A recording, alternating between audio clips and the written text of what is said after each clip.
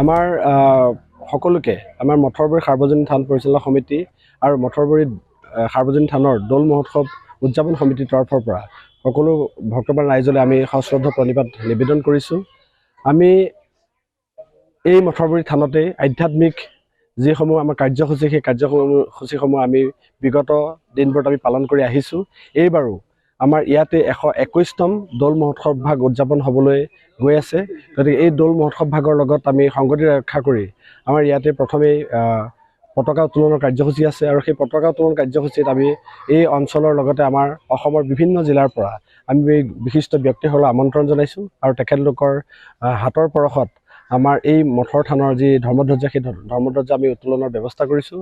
তাৰোপৰিও কিংবদন্তিসমূহ সংৰক্ষণ কৰাৰ কাৰণে আমি এভাগ পুস্তিকা আমি এইবাৰ প্ৰকাশৰ দিহা কৰিছোঁ। সেইভাগো আমাৰ উন্মোচনৰ ব্যৱস্থা ইয়াতেই হ'ব।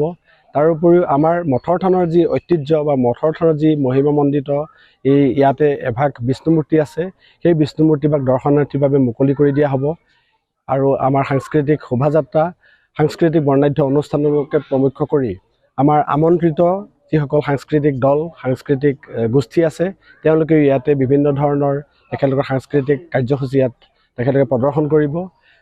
আমি আমন্ত্ৰণ কৰি অনা যিসকল নাট্য দল আছে, নাট্য দলসমূহে তেখেতলোকৰ নাট্য প্ৰদৰ্শন কৰিব।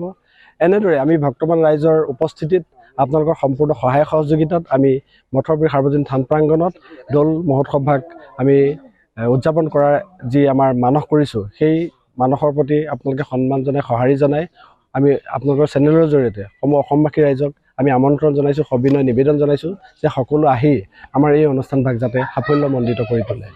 সাৰ্বজনীন মঠৰবৰী থানৰ এই 121তম শ্ৰী শ্ৰীকৃষ্ণৰ দৌল মহোৎসৱ ভাগ উদযাপন কৰিবলৈ আমি ইতিমধ্যে প্ৰস্তুতি আমাৰ তুংগত হৈছে। আমি আশা কৰিছোঁ 20 তাৰিখৰ ভিতৰত আমাৰ সকলোবোৰ প্ৰস্তুতি শেষ হ'ব। ইতিমধ্যে আমি প্ৰায় 9খন উপসমিতি গঠন কৰিছোঁ আৰু প্ৰতিখন উপসমিতিয়ে নিজৰ নিজৰ দায়িত্বসমূহ বৰ সুন্দৰকৈ পালন কৰি আছে আৰু আমি আশা কৰা মতেই 20 তাৰিখৰ ভিতৰত সকলোবোৰ সমাপ্ত হ'ব।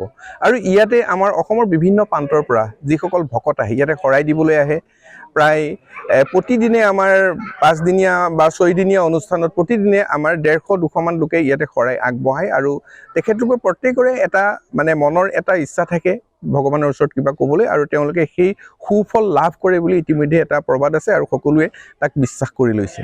গতিকে আমি সেই সকলো ভক্তপ্ৰাণ ৰাইজকে আপোনালোকৰ জৰিয়তে আমন্ত্ৰণ জনাইছোঁ, আহক আমি আপোনালোকক কেনেধৰণৰ শুশ্ৰূষা কৰিব পাৰোঁ আৰু আপোনালোকৰ সহযোগত যাতে আমি অনুষ্ঠানটি সাফল্যমণ্ডিত কৰিব পাৰোঁ। গতিকে সকলোকে আমি আপোনালোকৰ জৰিয়তে বিনম্ৰ অনুৰোধ জনাইছোঁ আৰু সেৱা ধৰিছোঁ। ইয়াৰ উপৰিও আমাৰ ধৰি লওক এটা সমূহীয়া ভোজ হয়। সামাজিক ভোজটোত প্ৰায় 300-400 মান লোকে 3000-4000 লোকে ইয়াত অংশগ্ৰহণ কৰে।